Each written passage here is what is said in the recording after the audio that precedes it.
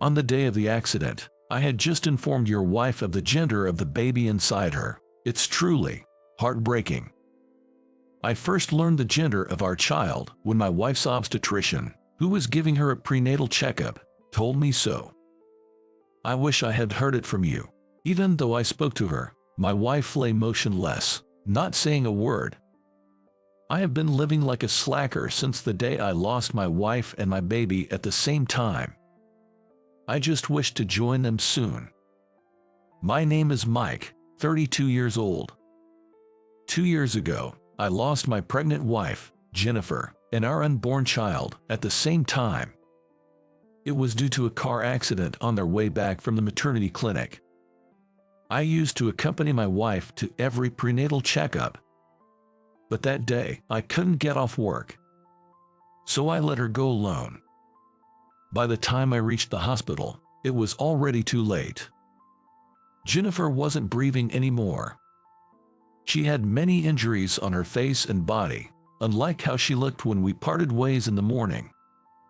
I held Jennifer's hand, which was noticeably more bruised. The hospital staff then told me, "It seems she was trying to protect her belly. That's why her hands have more injuries." I couldn't stop crying after hearing that. I still didn't feel like a mother. Is everything going to be all right? Can I truly become a good mom? My wife said this just the other day. "Jennifer, you're an amazing mom." Putting her child's life before her own, I believe Jennifer was a kind and strong mother, no matter what anyone says. The hospital where my late wife and child were taken was a general hospital that also housed the maternity clinic Jennifer attended. As I was beside myself with grief next to my wife and child, the doctor who looked after us during the prenatal checkups came over. His eyes, always filled with smiles when greeting us, were now red and teary. "I had just told your wife about the gender of the baby today. It's truly heartbreaking. It was a boy." After the doctor left, I knelt down weakly beside Jennifer. "I wish I could have seen you hold him, Jennifer." My murmurs echoed faintly in the room, making me feel even lonelier. From then on, I was consumed by grief and couldn't sleep at night. So I escaped into alcohol, drowning my sorrows in alcohol, then passing out. Though I went to work, I was completely demotivated and just went through the motions. After 2 years of living this way, there was a slight change in my routine. On my days off, I used to stay home and avoid everyone, but lately, I started visiting the park. When I go to the park, there's a mother and son I often see here. It's Emily and her son, Jake. Jake is 4 years old. I got to know them when I happened to pass by just as Jake had fallen and hurt himself, and I helped treating his wound. This park is situated right between my apartment and the supermarket. On my days off in the morning when I head to the supermarket, Jake is often there playing. Naturally, I began talking to Emily, his mother, from time to time. But that wasn't the only reason I started talking to Emily. Truth be told, when I first met Emily, I thought she looked familiar. She reminded me of my late wife. Their personalities are entirely different. My late wife was reserved and quiet, but Emily is an always energetic single mother. If anything, Jake might resemble my late wife more. He's shy and tends to be introverted. But I've never told Emily or Jake about this. I know it would be awkward to tell someone you've just met that they resemble my late wife, so I've decided to keep it to myself. Today, on my day off, as I was heading to the supermarket, I stopped by the park. "Hey Mike, will you play with me today?" Seeing Jake come over, excited like a puppy wagging his tail, always melts my heart. "Of course, buddy." Looking somewhat apologetic was Jake's mom, Emily. "Are you sure it's all right? I always feel bad, especially since it's your day off. If you ever have plans or just want to relax at home, please let us know. I often wonder how they would react if I told them I somehow feel drawn to them because they remind me of my late wife and child." It's been 2 years of despair, but since getting close to Emily, I've been able to lead a more human-like life. Ever since I began seeing Emily and Jake, I've been able to sleep soundly, and I've cut down on my drinking. I used to drink to numb the deep pain. But now, even without alcohol, just seeing Emily and her son soothes my soul. It eases my loneliness. Although it's a good thing, I can't help but feel guilty, as though I'm betraying the memories of my late wife and our unborn child. I fear I might forget the pain of losing them. At times, I've considered not meeting Emily and Jake anymore. But I still end up going to the park before I know it. I can't resist seeing the smiles and laughter of Emily and Jake. Perhaps I'm a terrible husband and father. With these thoughts in mind, one day, Jake fell sick with a fever. I received a sudden call in the middle of the night. Jake has a fever. It's almost 104 degrees. He's not responding much, and he's not drinking much water. I've never seen him like this. What should I? Emily sounded really distressed. Though we had exchanged contact information in the past, our interactions were usually limited to our weekend meetings at the park. This was the first time she'd called me. I'm glad we exchanged numbers, just in case.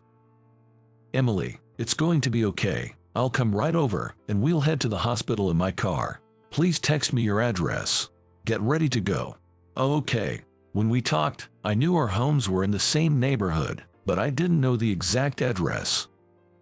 I was worried if Emily, who seemed flustered, would give me the proper address, but she sent it without hesitation. I rushed to Emily's house by car and immediately drove to the emergency night clinic. The clinic that was open overnight was the same one where my wife and baby had passed away. Pulling into the clinic parking lot, memories of that tragic day came flooding back, and my heart ached. Desperately pushing those emotions down, I got Jake checked out. They conducted various tests, but fortunately, it wasn't a serious illness. Still, he had to get an injection, and during that time, Emily and I waited in the empty lobby. I'm sorry. Thinking about it now, I should have just called a cab. I panicked and called you, Mike, without thinking. Any parent dealing with their child's first high fever would probably panic. It's okay. Single parent, no car, and a child with a high fever is enough to make anyone panic. I'm glad I was able to get there.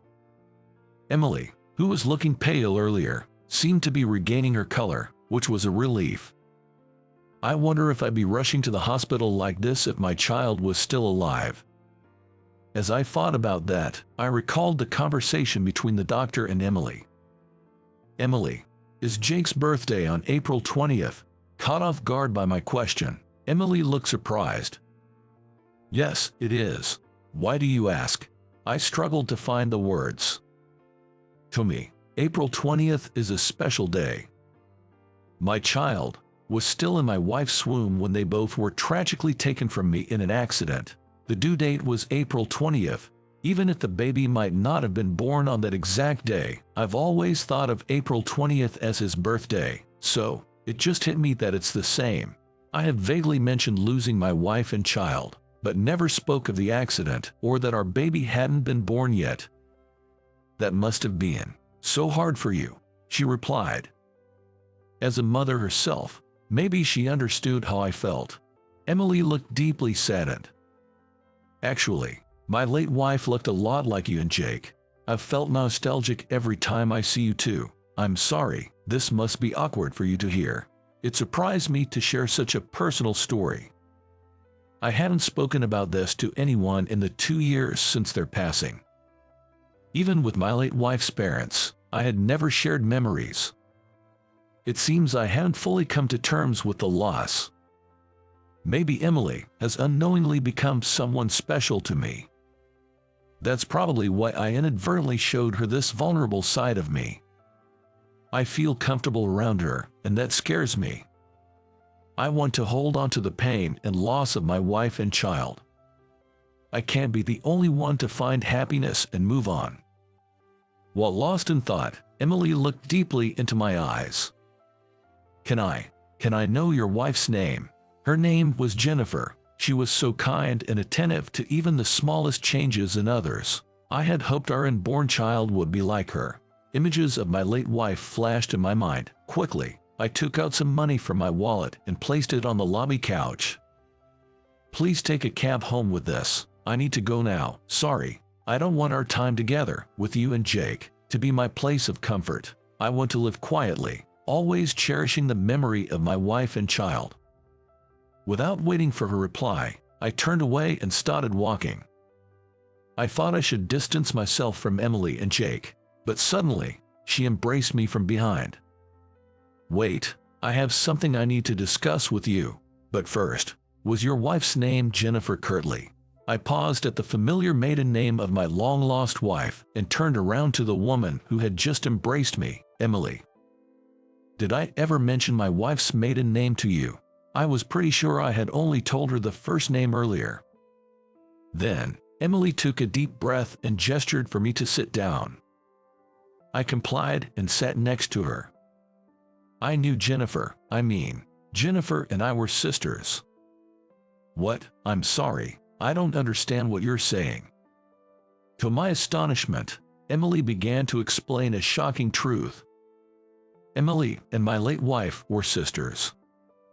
But when Emily was still a baby, their parents divorced. The father took Jennifer, and the mother took Emily. They had parted on bad terms and hadn't been in contact since the split. Considering Jennifer was just around 2 years old when Emily was a baby, it made sense that she wouldn't remember. Emily's mother lived a pool life because she often played around with men. A few years after the divorce, my parents met by chance once, and my dad said he never told Jennifer about the divorce. She believes that the woman my dad dated after the divorce is a real mother, so he had no intention of letting her know about my mom and me. Jennifer's parents are still alive. But I never heard such a story from Jennifer, and neither from my in-laws. My in-laws are relatively well off, and the family got along really well. The fact that Jennifer was not related to her mother-in-law by blood was something she intended to take the secret to her grave. My voice trembled as I processed the shocking revelation. "Emily, did you know that Jennifer's husband is me?" "No, I thought I was an only child. I was told my dad passed away, but about 6 months ago, my mom passed away from an illness. Before she died, she told me about my father and sister." Just before Emily's mom passed away, Emily had divorced Jake's dad. The reason was Jake's dad's violence. I could have endured it if it was just me, but when he started hitting Jake, I realized I couldn't go on like this. With no mother and now no husband, I felt lonely and insecure, wondering if I could raise Jake on my own. So I thought of coming to this place where my dad and sister had lived. Even without meeting them, just knowing that her father and sister lived in this place, perhaps in a town like Nebraska, might have provided some solace to Emily. Out of curiosity, I confirmed the name of Emily's father, and sure enough, it matched my father-in-law's name. Indeed, Emily and my late wife Jennifer were sisters. It kind of makes sense now that you and Jake look like Jennifer. Jake's birthday and the expected birth date of the baby Jennifer was carrying were the same. I know it's a coincidence, but I feel a connection," I said, recalling Jennifer's smiling face. "Yes, but Jennifer grew up in a happy family and married you, while I lived a hard life, being oppressed by my husband. And now, even my sister isn't in this world anymore. Maybe I'm destined to be alone." I reached out to embrace Emily but withdrew my hand. I told myself that I shouldn't be happy with someone else so that I wouldn't forget my wife and child. The two of us sat in silence until Emily finally spoke up. "I've fallen for you, Mike, but when I think about how Jennifer, a sister I never met, might feel, I get scared. Maybe we shouldn't see each other anymore." I wanted to nod in agreement but found myself frozen. Just then, Jake, who had finished his injection, returned with a nurse. He looked much better than before, still a bit wobbly, but able to walk on his own. A sigh of relief escaped my lips. "Jake, let's go home. I'll drive you. Rest up, all right." As I spoke, Jake nodded but then said something puzzling. "You know, I had a fever and it was really high, but then, a woman holding a baby stroked my head. She was like a mom, a very kind person." Both I and Emily were taken aback upon hearing this and exchanged glances. This was because we were just talking about a woman who looked a lot like Emily. "You know, that lady wanted to speak with Mom and Mike. She said, 'I wish you happiness.' I told her I didn't understand, but she just smiled. I'm so confused." It became clear that my wife had come to visit young Jake. That "I wish you happiness" must have been about me and Emily. Tears welled up in my eyes as I took Emily's hand. "Should we talk about our future once more? Let's find a path that will make both of us and Jake happy." "Yes." I picked up Jake and left the hospital with Emily. I think my wife gave the hesitant Emily and me a little push from behind. After that, Emily and I dated and registered our marriage when Jake started elementary school. Emily was also able to meet and talk with my in-laws. My father-in-law was quite fond of Emily, and he was thrilled when they met. Emily is currently pregnant, but the other day, Jake mentioned something curious. "The baby inside Mom's belly feels like the lady who stroked my head at the hospital." Emily and I looked at each other and chuckled. I believe that the new life inside Emily is being watched over by our departed Jennifer and her child. Until I heard Jennifer's words at the hospital, remembering her and our child brought unbearable pain. But not anymore. It feels as though Jennifer and our child aren't really gone. I believe they're always watching over us. That is why we who are alive want to laugh a lot and search for happiness.